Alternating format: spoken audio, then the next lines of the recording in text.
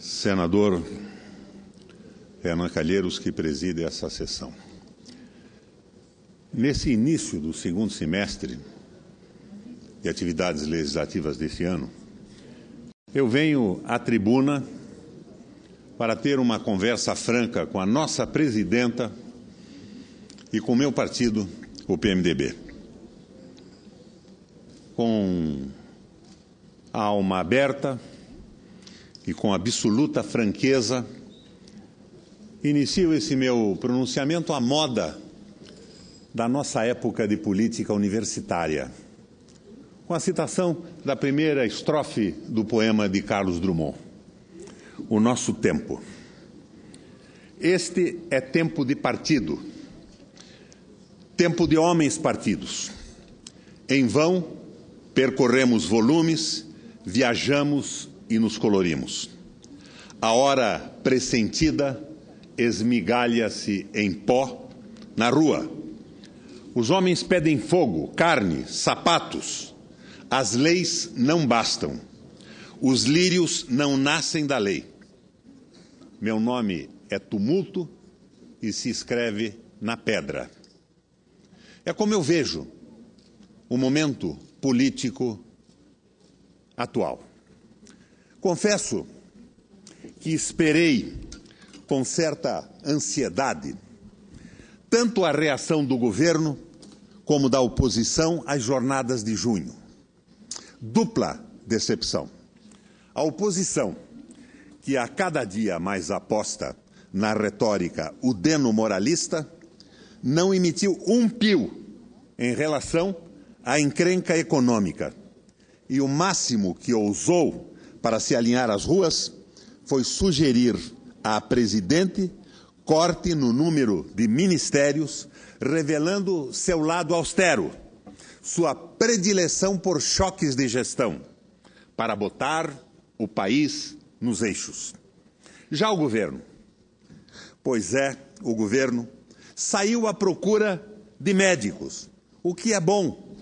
Como diria senador Cristóvão, o Vladimir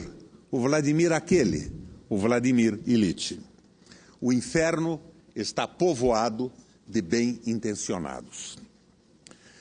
Senhores e senhoras senadores, meus irmãos e minhas irmãs brasileiros que nos acompanham na TV Senado e na Rádio Senado.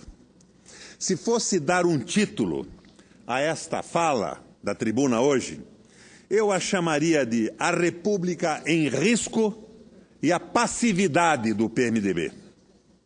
Ainda hoje de manhã, pensei, gostaria que este fosse o meu primeiro pronunciamento no Senado da República, na expectativa de que, pela novidade, merecesse a atenção plena do Senado e do povo brasileiro.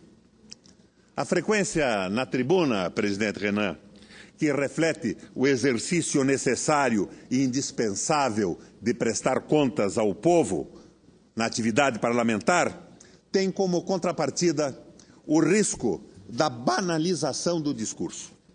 É por isso que eu gostaria de pedir uma atenção especial pelo que proponho sustentar aqui hoje.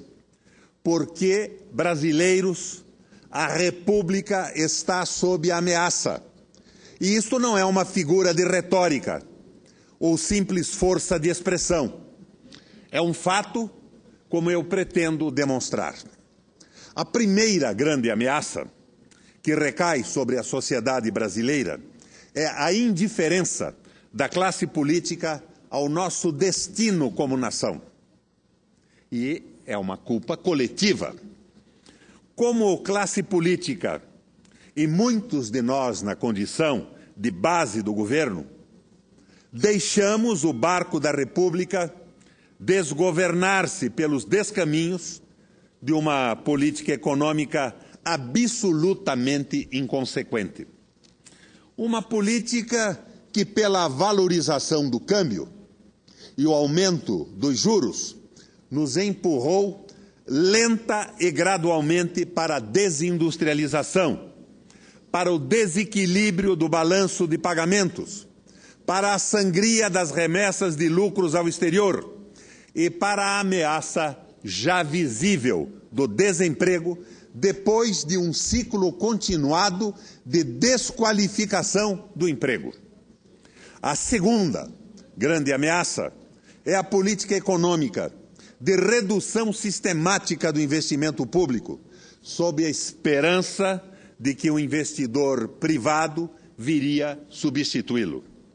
Esquecemos uma lição elementar dos livros de introdução à economia, nos quais se ensina que no capitalismo é o investimento público que puxa o investimento privado. Não, ao contrário. Nós simplesmente matamos o investimento público à medida em que o PAC não cumpriu sua missão de acelerar o crescimento. Até mesmo no setor de transportes, que havia alcançado grandes taxas de investimento nos últimos 2 anos, no governo Lula, os investimentos minguaram e quase desapareceram. A esperança da presidente seria a retomada dos investimentos através de parcerias público-privadas. As PPPs, segundo o conselho de alguns empresários que se tornaram da sua íntima confiança.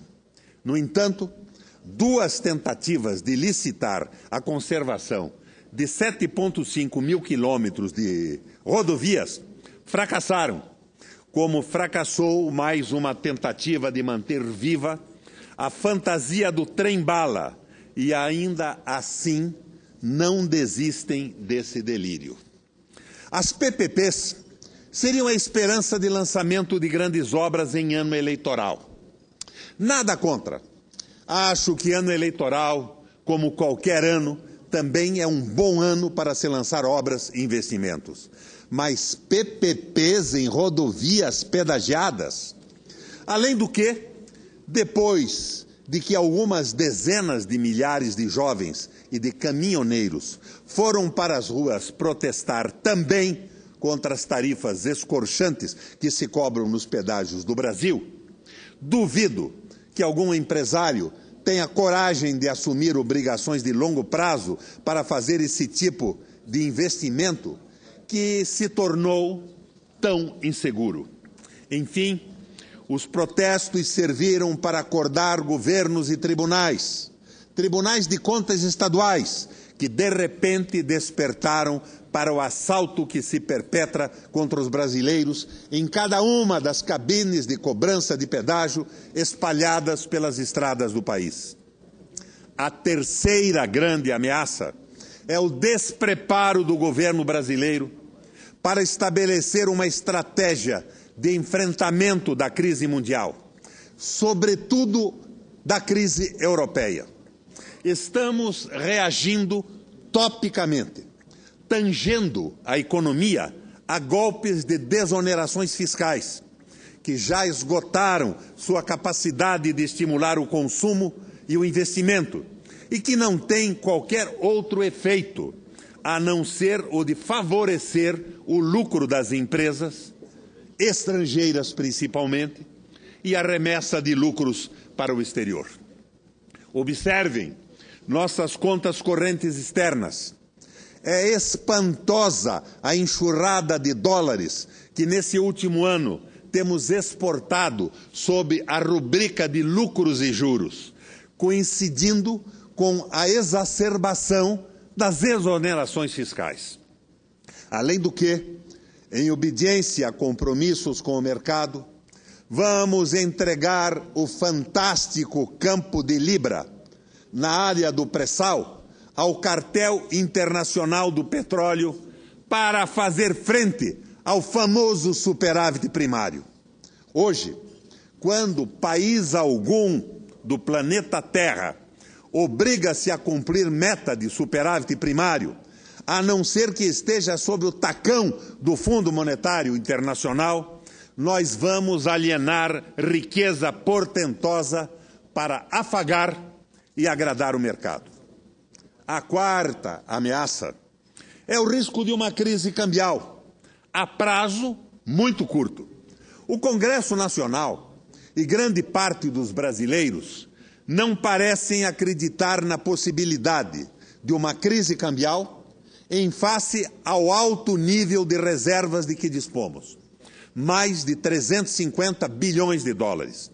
Entretanto, senador Agrippino, nenhum nível de reservas, mesmo elevado, resiste ao efeito combinado de déficit comercial, déficit em conta corrente, crescente volume de remessa de lucros e juros para o exterior e redução dos investimentos externos, em consequência da desconfiança por isso gerada. E, por fim, enfraquecimento da capacidade exportadora de manufaturas e produtos primários. Quer dizer, nosso retorno aos braços do Fundo Monetário Internacional, com as consequências sabidas, não são apenas mais uma hipótese fora de propósito. O próprio governo, notadamente o Banco Central, já percebeu esta vulnerabilidade. É por isso, e não para combater a inflação, que é o menor de nossos problemas, que o Banco Central voltou a aumentar a taxa de juros.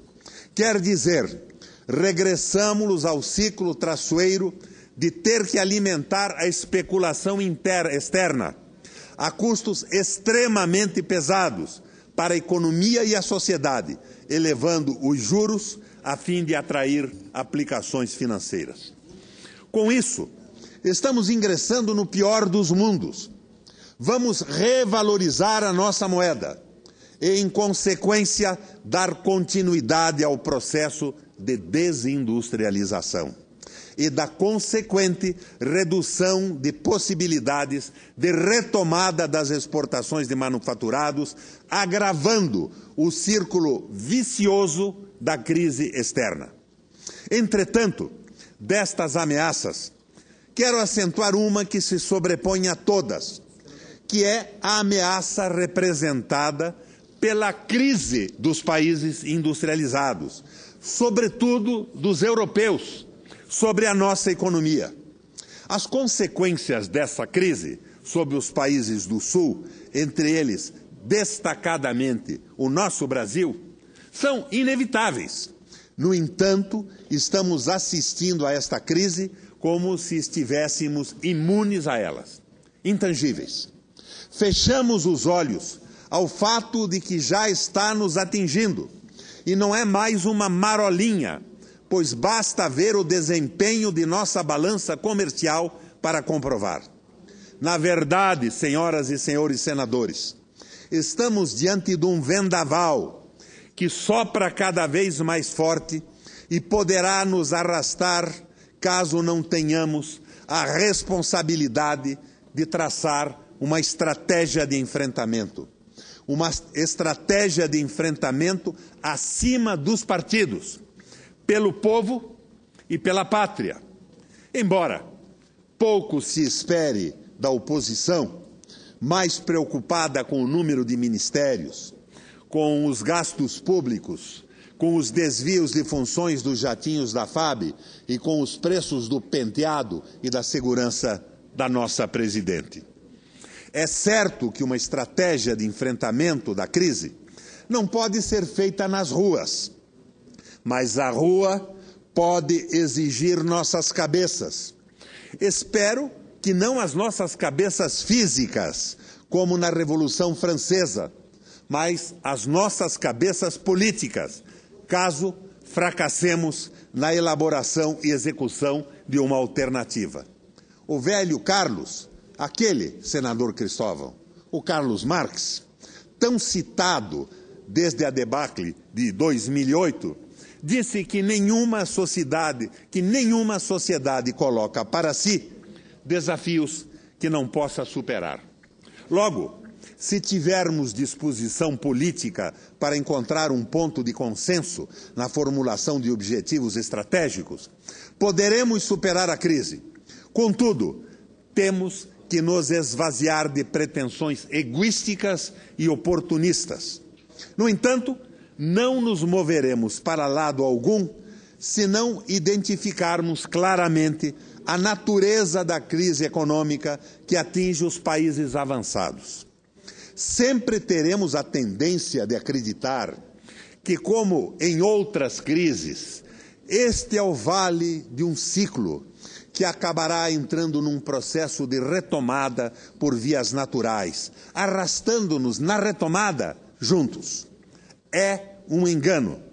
A crise na Europa e nos Estados Unidos é uma crise essencialmente política e duradoura. No passado, as crises cíclicas do capitalismo eram revertidas mediante políticas fiscais e monetárias expansivas. Agora, o sistema resiste a adotar políticas fiscais expansivas, enquanto as monetárias, como em outras épocas, tornaram-se ineficazes pelo efeito chamado por Keynes de armadilha da liquidez. As empresas têm dinheiro abundante para investir, mas não investem, e não investem porque não há demanda. Para estimular a demanda, num primeiro momento, só a política fiscal, ou seja, a expansão dos gastos públicos. Acontece que, para salvar os bancos da crise especulativa gerada pelo setor privado nos Estados Unidos e na Europa, os governos europeus tiveram de endividar-se violentamente, o que fez uma crise financeira privada tornar-se uma crise fiscal. No início da crise, independentemente desse endividamento, os países atingidos continuaram a fazer déficits até o início de 2010. Como resposta, em fins de 2009, a economia mundial dava sinais de recuperação. Então, a Alemanha de Merkel, a França de Sarkozy e a Inglaterra de Cameron decidiram juntas impor ao resto da Europa, como condição para empréstimos de emergência ao seu sistema bancário vulnerável, violentas políticas de contração fiscal que resultaram numa travada da retomada e em recessão ou depressão generalizadas. Essa política de contração, formulada conjuntamente pela Comissão Europeia, FMI e Banco Central Europeu, a malfadada Troika, não vai mudar em prazo razoável, ou mesmo em prazo visível. Esta política, é bom lembrar, ancora-se nos tratados constituintes do sistema europeu e na Carta de Diretivas do Fundo Monetário Internacional. Em razão disso, a Europa do euro só tem uma saída para buscar retomada: aumentar as exportações e o superávit comercial, a fim de substituir a demanda interna contraída pelas chamadas políticas de austeridade. Isso, contudo, é virtualmente impossível no nível da taxa de câmbio do euro, extremamente valorizado para os países em crise. Assim, o que provavelmente ocorrerá é um agravamento contínuo da situação social, com perspectivas de graves convulsões sociais. Resultado: como ato de desespero, a Europa está tentando fazer superávit comercial a todo transe, inclusive conosco, deflacionando os custos, sobretudo trabalhistas, de suas economias. Os Estados Unidos, por sua vez, prosseguem e perseguem uma estratégia anunciada por Obama, de dobrar as exportações a cada 5 anos. O Japão está com uma política cambial agressiva para aumentar exportações. A China continuará com seu modelo exportador e de superávit comercial. Quer dizer, tudo conduz a que soframos um ataque em várias frentes no nosso sistema comercial. Os países industrializados avançados, de forma combinada, procurarão, sobretudo, os mercados emergentes, pois entre eles mesmo os mercados estão retraídos. E isso em um momento em que, depois de 19 anos de superávit comercial, nós, brasileiros, passamos a fazer déficits comerciais e déficits em conta correntes recorrentes. Qual é a estratégia proposta pelo governo diante disto tudo? Não vejo nenhuma estratégia. E os movimentos táticos das desonerações se estiolaram. É evidente que não pode ser uma estratégia de acordos bilaterais de livre comércio com países desenvolvidos avançados, pois isto seria como colocar o Maguila para lutar com o Mike Tyson. A estratégia possível é visível e óbvia. Temos que procurar com nossos vizinhos sul-americanos, que enfrentam o mesmo drama que nós, um meio de aprofundar a integração produtiva e econômica da América do Sul, como eixo central para a retomada do nosso desenvolvimento. Como bloco, podemos nos defender do verdadeiro dumping comercial que já se coloca para nós como realidade efetiva. Em outras palavras, podemos proteger nossos mercados domésticos de uma competição que se põe predatória. É importante notar que, desta vez, o declínio da indústria manufatureira em toda a América do Sul não será compensado pelo aumento das exportações de commodities, como ocorreu nos anos 2000 até a crise. Afinal, a China, a grande fonte de absorção de commodities, cuja demanda de importações implicou e explicou grande parte do aumento de preços e quantidades exportadas pela América do Sul, está também em desaceleração. Isto já se reflete em toda a Ásia e reflete-se também nos balanços de pagamento de praticamente todos os países exportadores de commodities da região além do Brasil. É neste sentido que sustento que estamos todos no mesmo barco, o que pressiona por uma estratégia comum de saída, em especial se houver decidida liderança brasileira neste processo. Contudo, em tempos contemporâneos, nenhum país projeta, delineia uma grande estratégia fora do contexto de um pacto social que mobilize a sociedade inteira em torno de objetivos de interesse comum. O que, no caso, implica resposta a uma pergunta simples: que tipo de sociedade queremos construir? Que grau de solidariedade interna vamos valorizar para ter verdadeira justiça social? No passado, a resposta a essas questões era definida no nível das oligarquias, que projetavam os próprios interesses como interesses gerais. Eram democracias ou ditaduras de cidadania restrita. Hoje, caminhamos para a consolidação de uma democracia de cidadania ampliada, cuja expressão singular pudemos ver nas recentes manifestações populares. Contudo, senadores, as ruas não ditam estratégias.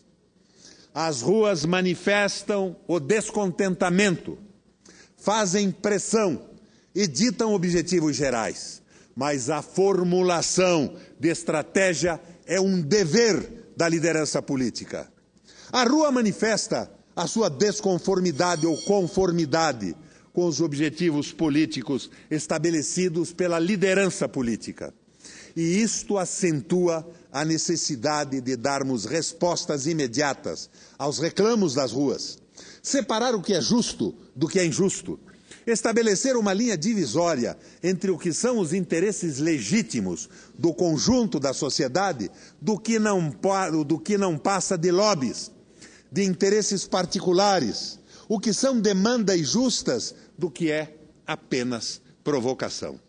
Sem esta visão clara, será a balbúrdia e o caos, a insegurança e a ausência de rumos. Senhoras e senhores senadores, presidente Renan, falo agora do nosso partido, do PMDB. Tenho acompanhado a liderança do PMDB na maioria das iniciativas de apoio ao governo Dilma, assim como fui, como governador, um aliado do presidente Lula, mas não quer dizer que ontem, como hoje, tenha ficado omisso diante de fatos e iniciativas governamentais com as quais não concordo. Tenho sido, pois, um aliado crítico. às vezes mais crítico que a própria oposição institucional, já que o que condeno, muitas vezes, é justamente aquilo que coincide com o pensamento neoliberal incorporado às pregações da oposição institucional. Gostaria de ver o meu partido na mesma posição de aliado crítico, pois isso ajudaria o governo a se encontrar no meio das turbulências contemporâneas. Tendo sido o grande condutor da transição democrática brasileira, o PMDB tem raízes históricas que o credenciam para se tornar o condutor da transição da democracia política para a democracia social, ou seja, para ser um instrumento de efetiva radicalização da democracia política na construção da democracia social brasileira. Esse objetivo não é estranho ao partido. Está em seus documentos constitutivos, em seus anais históricos, no Projeto Brasil, no programa e nos estatutos. Está na ativa a participação que o partido teve na elaboração da Constituição Cidadã, não obstante a desfiguração posterior a que foi submetida por governos liberais. O velho e bom PMDB, que se definia como o partido das classes populares, desvinculado do capital financeiro e do interesse dos grandes conglomerados, o partido dos estudantes e da juventude, o partido das mulheres e das minorias, o partido dos funcionários e dos intelectuais. É deste PMDB original, genuíno e autêntico, que falo. Mas hoje, quais seriam os objetivos políticos do nosso PMDB, aos quais se aplicaria uma nova e grande estratégia nacional? Entendo que esses objetivos deveriam corresponder a direitos sociais muito concretos, acima de querelas ideológicas e que correspondessem à vontade objetiva do povo, segundo o que temos percebido nos movimentos sociais. Falo, senador Cristóvão, do direito universal à saúde de qualidade, direito à educação universal de qualidade, direito a um sistema previdenciário justo, direito à sobrevivência para os que se encontram em nível de pobreza, pobreza absoluta, direito à mobilidade urbana e a custo justo ou pelo passe livre, direito à renda mínima, como há muitos anos quer o nosso senador Suplicy. O cidadão ou cidadã devem ter cobertura de direitos básicos e universais desde o momento da concepção até a morte. A mulher deve ter proteção especial do Estado na sua condição de mãe, amparada por uma rede de creches e de atendimento especializado em cuidados com a primeira infância. Daí em diante, a escola pública tem que ter condições adequadas para acolher toda a demanda infanto-juvenil. É indispensável dizer que esse tipo de Estado exige uma economia forte, mas uma economia que se fortaleça com distribuição e não com concentração da renda. Aparentemente, avançamos na distribuição de renda, mas trata-se ou não de uma ilusão?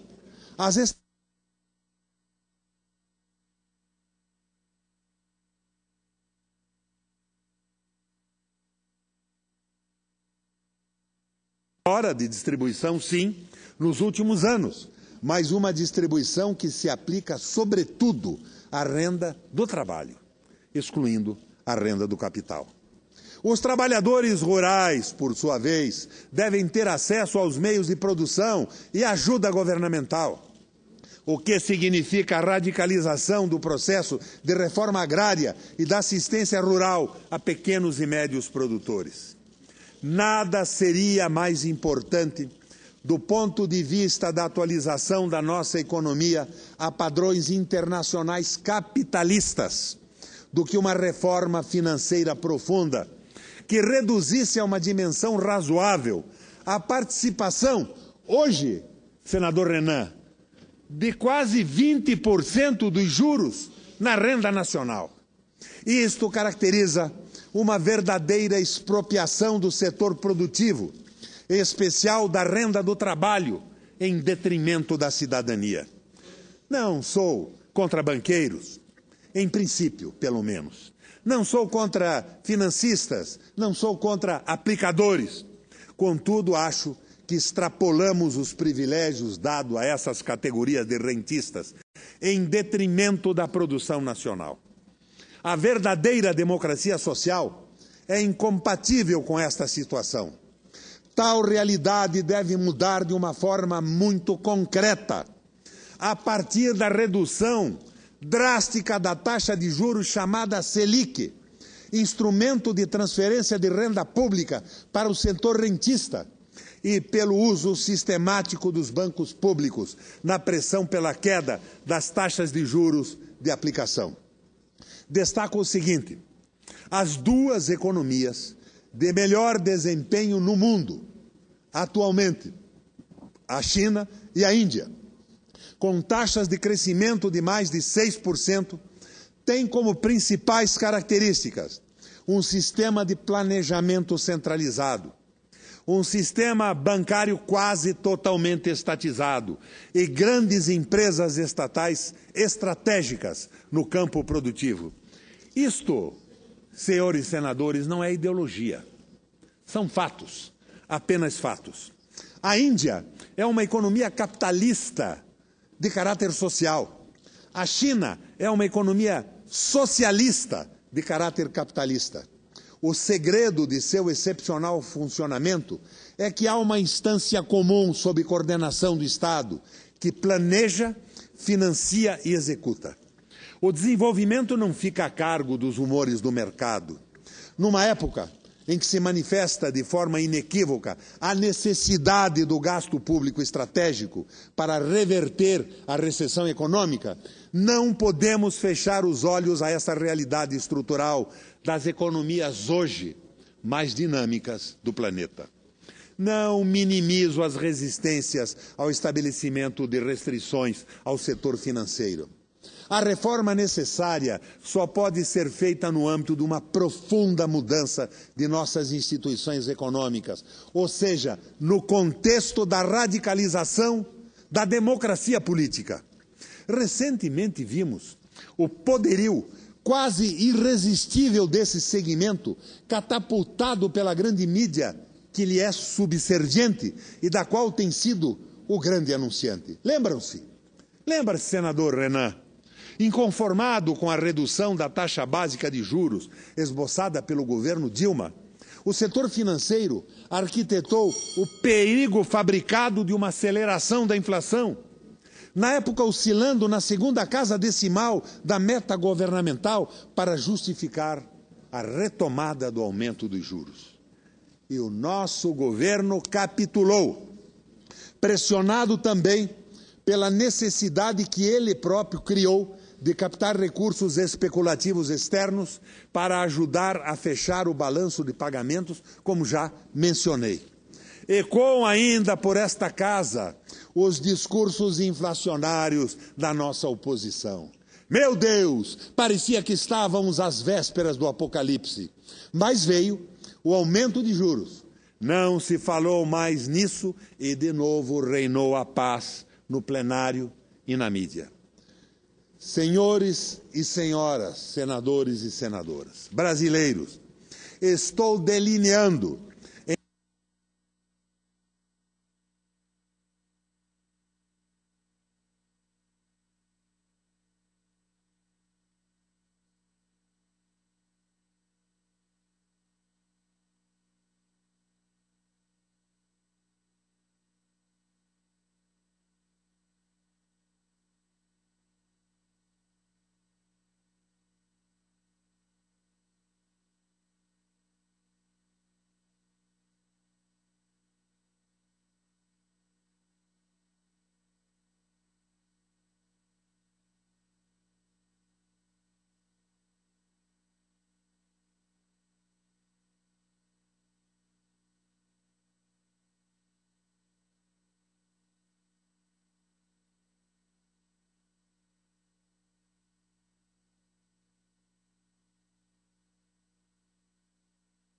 direitos sociais básicos. Não vi nenhum falando em reforma política e em plebiscitos absolutamente inconsistentes.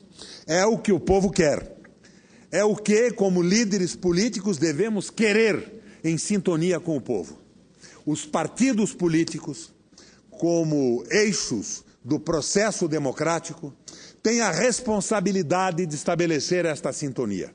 E aqui devo me concentrar nas responsabilidades específicas de nosso partido, de meu partido, do velho MDB de guerra, que carrega o privilégio e o desafio de ser o maior partido no parlamento brasileiro. A aliança com o PT reforçou, em tese, nossos compromissos com o campo de esquerda, fez com que partilhássemos importantes conquistas sociais no governo e colocou sob nosso controle uma parte da máquina do Estado. Contudo, essa aliança identifica-nos também com os fracassos governamentais, sobretudo na economia e, sobretudo, com a falta de uma diretiva estratégica de Estado que só o governo pode dar. Isto significa que o PMDB deve avaliar ou reavaliar seu sistema de alianças, alianças partidárias, optando por frentes não mais em torno de conveniências eleitorais imediatas, que podem se esvanecer como resultado da própria crise, mas tendo em vista os interesses de fundo da sociedade brasileira, a qual historicamente nos associamos. Em outras palavras, temos que assumir nossa condição de maior partido político brasileiro para apontar um rumo político e econômico ao país, mesmo que isto represente risco que, para mim, parece mínimo. Assim proponho, para o PMDB, uma convenção nacional extraordinária e urgente para debater esses temas e estabelecer uma diretiva em consonância com os brasileiros, com os ouvidos e o coração aberto para as vozes das ruas. Do contrário, corremos o risco de caminharmos para a irrelevância e sermos definitivamente varridos, aos poucos, para o segundo plano da história. Convenção Nacional Extraordinária para adotar um programa mínimo e tática para implantá-lo. Perplexo e dividido pela contradição entre ser governo, um governo conservador, e suas raízes historicamente populares, o PT ainda não recobrou do atordoamento das jornadas de junho. Já o PSDB, mais uma vez, revelou o tamanho do seu vazio rotundo, profundo. Sua insistente prédica em favor de choques de gestão, austeridade, cortes de gastos e seus já tediosos sermões contra a ineficiência do Estado tem um bafo de naftalina e apenas faz a alegria daqueles 592 especialistas que frequentam a Globo News, o Jornal Nacional e a CBN. Em qualquer outro país, por menor, pobre ou insignificante que seja, em qualquer outro país, o maior partido nacional tem o papel de protagonista, menos entre nós. De que serve a nossa força para negociar ministérios e posições na administração pública nacional, para acomodar correligionários, para dirigir as duas casas do Congresso, para garantir emendas e outras quimeras aos nossos prefeitos e filiados? É pouco. É ridiculamente, pateticamente pouco.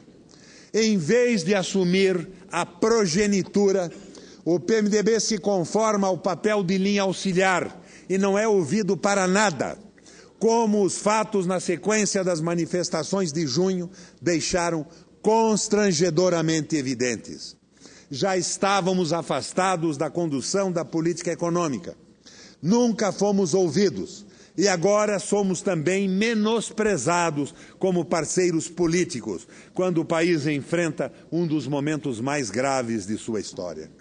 Meu amigo Tarso Genro, dizendo que a aliança com o PMDB é mais prejudicial do que positiva, a meu ver, faz um aceno para a militância do seu partido na disputa da liderança interna, para a consecução dos cargos hoje miseravelmente ocupados pelo velho MDB de guerra.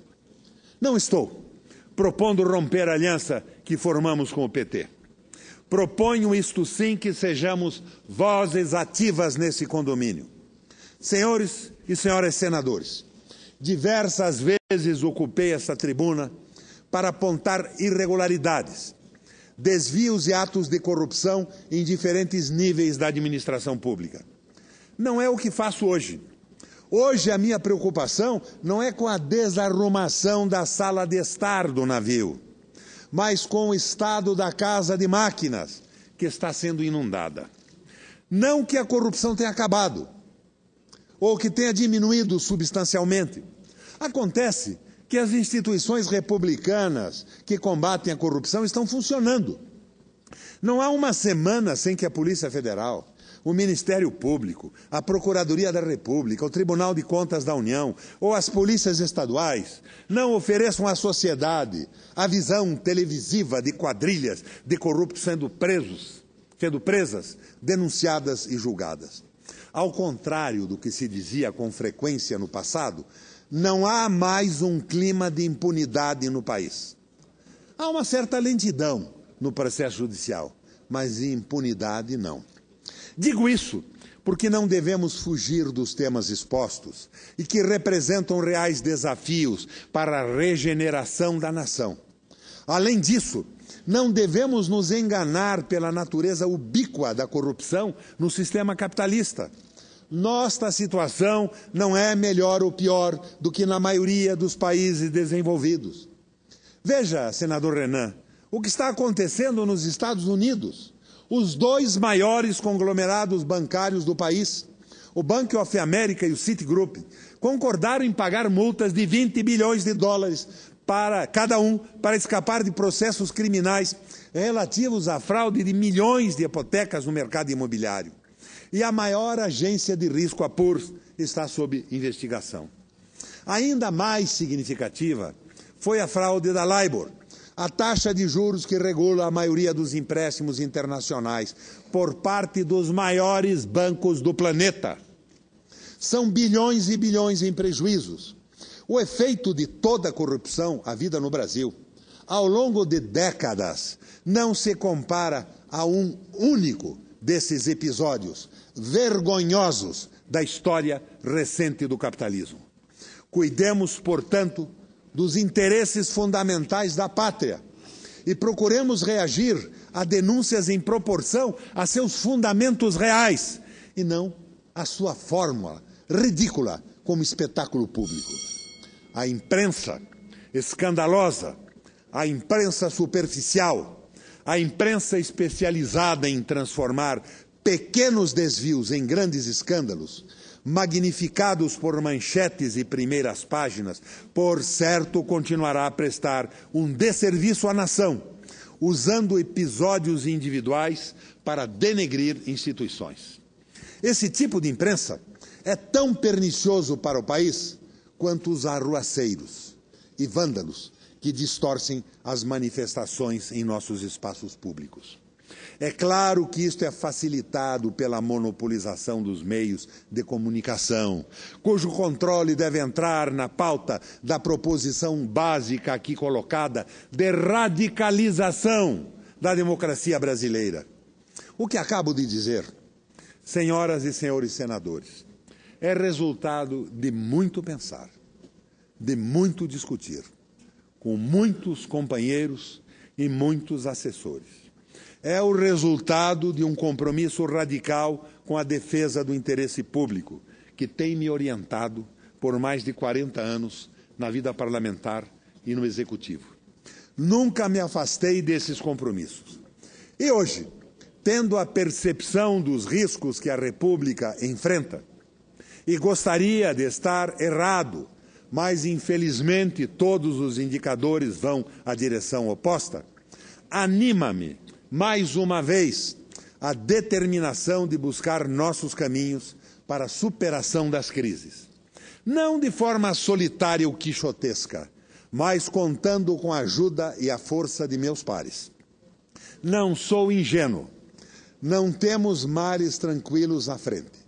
Contudo, como líderes políticos, temos o dever moral de agir a fim de superar as dificuldades. Espero que o mesmo espírito mova as decisões das senhoras e dos senhores senadores. Especialmente, espero que o mesmo acicate ao ânimo de meu partido, desperte-o para a realidade de seu tamanho, de sua influência e de sua história. Como dizem os paulistas, não é isso, senador Eduardo Suplicy? Ducor, non duco. Ou como gritam os paraibanos, nego. Por fim, para tranquilizar muitos amigos, e entre eles meu filho, Maurício, que me vigiam, pois dizem que sempre tendo a um certo catastrofismo, digo para eles que os perigos da crise são reais e que em minha fala, aqui hoje, mais que desgraças, acena com esperanças. Excelência, permite. Dilma, companheiros do PMDB, nosso tempo de Drummond de Andrade. Este é tempo de partido, tempo de homens partidos. Em vão percorremos volumes, viajamos e nos colorimos. A hora pressentida esmigalha-se em pó, na rua. Os homens pedem carne, fogo, sapatos. As leis não bastam. Os lírios não nascem das leis. Meu nome é tumulto e se escreve na pedra. Se a mesa me permite, com o máximo prazer, dou uma parte ao senador Suplicy, que pediu em primeiro lugar, e posteriormente ao senador. Senador Cristóvão pediu em primeiro. Senador Cristóvão. Eu quero respeitá-lo. Não só deve querer, mas deve respeitá-lo efetivamente. Parabéns, senador. Senador Requião, a gente fica aqui nessa casa 8 anos, alguns mais do que isso, mas de tudo que a gente faz aqui, algumas é que são determinantes. Algumas é que ficam. Esse seu discurso fica.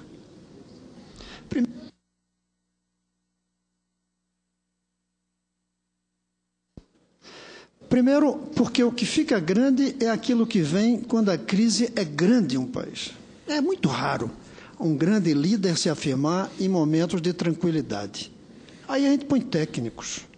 Eles gerenciam. É nos momentos de crise que se afirmam os políticos e se fazem mais que isso, se fazem líderes e estadistas. O senhor pegou uma crise, como mesmo disse, que é das maiores que o país já viveu, e traz um discurso que acena, em primeiro lugar, o alerta e depois o rumo. Eu não vou discutir os detalhes da análise econômica. Eu gostaria até que a gente usasse esse seu discurso para debater na subcomissão, que eu sou o presidente e o senador Suplicy é o vice, uma subcomissão na Comissão da Economia para discutir o longo prazo. Seria muito bom analisarmos os seus pontos. O que eu quero falar são 2 aspectos. Primeiro, que o senhor fala do destino da nação. Essa é a responsabilidade da gente. Mas, como o senhor mesmo disse, o destino da nação tem estado ausente da prática política dos últimos anos, ou talvez décadas, no Brasil. Nós discutimos as migalhas da política, política com P pequeno. Nós não discutimos a estrutura da política com P maiúsculo. O senhor trouxe algo que falta, que é despertar para a necessidade de sermos aqui os grandes preocupantes permanentemente com o destino dessa nação. Segundo, é que o senhor traz, e talvez nem tenha falado explicitamente, a ideia de que o Brasil precisa ter um projeto nacional para levar ao destino. Nos últimos anos, ou décadas também, o neoliberalismo borrou a expressão projeto nacional. Talvez nunca tenha sido importante como agora. Obviamente, no momento em que o mundo está tão integrado, o projeto nacional não pode ser isolacionista, tem que ser integrado, mas tem que ter um projeto nacional. A outra coisa que o senhor colocou é o risco das nossas cabeças, que eu também estou de acordo que não vai acontecer o que aconteceu com Luís XVI. é metaforicamente, mas eu vou radicalizar. Nessas férias, eu li um livro que devia ter lido quando adolescente ou jovem, que é o livro do escritor Ivan Turgenev, o russo, sobre a crise na Rússia no século XIX. Chama-se Pais e Filhos, pelo choque de gerações. E tem uma frase, senador, que vai além da cabeça. Tem uma frase em que ele diz que há momentos que os homens que têm atividade pública deveriam saber que está na hora de comprar o seu caixão. Às vezes eu acho que nós estamos precisando comprar nossos caixões se não formos capazes de nos ressuscitarmos e pensarmos os destinos da nação e pensarmos um projeto de nação. E o senhor colocou aí o que é que a gente tem que trabalhar. Essa sua parte, que eu gostaria até, se o senhor tiver aqui amanhã, de repercutirmos juntos, em que o senhor fala o que é que o Brasil precisa, essa economia comprometida, humanista, aliás, como disse o Papa Francisco, esses pontos que o senhor trouxe aí são fundamentais, e é por aí, não tem que buscar muito mais coisa, não. Está aí a linha. É o justo e não o injusto. É o longo prazo e não o imediato. É a estrutura e não é a estratégia e não a tática. É a democracia aberta e não fechada. Se não fizermos isso, repetindo o que o senhor falou, nós não estaremos à altura deste momento. E o país vai pagar um grande preço. Nós não temos o direito de nos apequenarmos. Temos que estar à altura dessa crise. E o senhor demonstrou, no seu discurso, que o senhor está a essa altura. Eu espero que nós outros também estejamos à altura. Senador Suplicy. Cumprimentá-lo, senador Roberto Requião. Acho que Vossa Excelência presta um serviço ao seu partido, à nação brasileira, à presidenta Dilma e a nós, seus colegas no Senado, e também aos jovens, pois Vossa Excelência, que tem uma idade próxima da minha, que pode ser considerado como daquela categoria dos avós que foram homenageados pelo Papa Francisco, dizendo de quão importante é que os jovens possam nos ouvir e como é importante para o destino melhor das sociedades que esses dois lados, os avós e os jovens, estejam dialogando para encontrar soluções. E Vossa Excelência fez uma análise, depois de um largo período de estudo, de reflexão, que será importantíssimo para a continuação de nosso diálogo aqui. E quero dizer, Vossa Excelência mencionou a China e a Índia, que muitas vezes têm dado exemplos de coragem. Queria até lhe dar uma notícia. A Índia realizou nos últimos 18 meses, por 18 meses, num grande simpósio, foi objeto de reflexão, dia 30 e 31 de maio, para comparar a experiência de 6.000 pessoas que receberam por 18 meses uma renda básica modesta, comparadas a outros 6.000 que não receberam, para ver como poderão avançar na direção de um eventual desafio para os 1.300.000 indianos receberem um dia uma renda básica de cidadania. Há pouco mais de um mês, encaminhei à presidenta Dilma a sugestão de ela formar um grupo de trabalho para ver como se dará a transição do programa Bolsa Família para um dia termos a renda básica universal. E Vossa Excelência, ao abraçar também este tema, esta meta, nas suas colocações, merece todo o meu respeito e o meu cumprimento entusiasmado. Parabéns. Senador Renan, os nossos participantes se referiram ao Papa. Achei extremamente interessante a presença do Papa e o seu raciocínio sobre a crise, sua interpretação. O Papa disse que não conseguia entender em profundidade o que queria a juventude. mas estabeleceu o seu respeito à mobilização. Na verdade, o Papa assumiu uma posição hegeliana, a luta das gerações, os novos querendo mudar o que os velhos já fizeram. Mas o Papa, do ponto de vista da Igreja, assumiu uma posição neo-hegeliana de direita em relação à manutenção de todos os dogmas.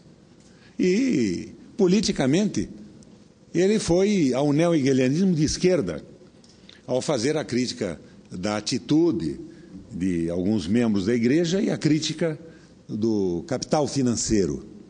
Ele praticamente repetiu a Bíblia, não se pode servir a Deus e a Mamon.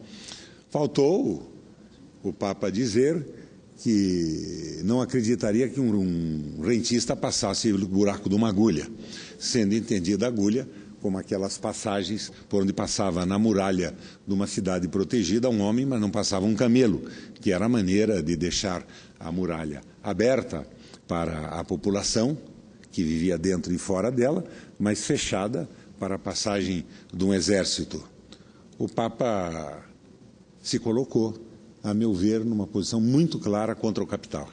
E a grande disputa de hoje talvez seja a defesa do capital produtivo e do trabalho, em contraposição ao capital vadio, o capital financeiro, que não produz um botão, a peça de uma máquina, uma agulha, mas que vive da usura, condenada desde a Bíblia a todas as visões filosóficas de todas as religiões que já passaram pelo mundo.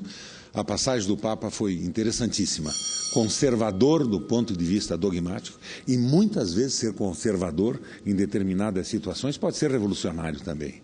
E extremamente progressista em relação à política e ao domínio do capital financeiro no mundo.